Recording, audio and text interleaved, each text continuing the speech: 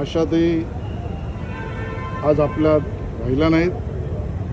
परिवाराने सांगितल्याप्रमाणे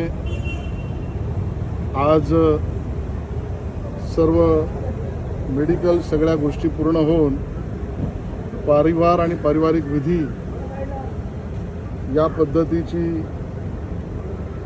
कल्पना परिवाराची आहे.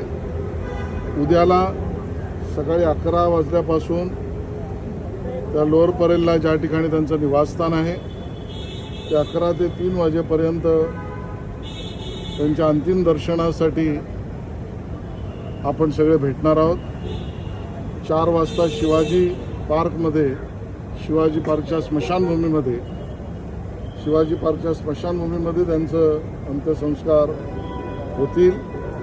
मी माननीय मुख्यमंत्री देवेंद्रजींशी बोललोय, त्यांचाही फोन आला होता आणि शासकीय पूर्ण इतमाद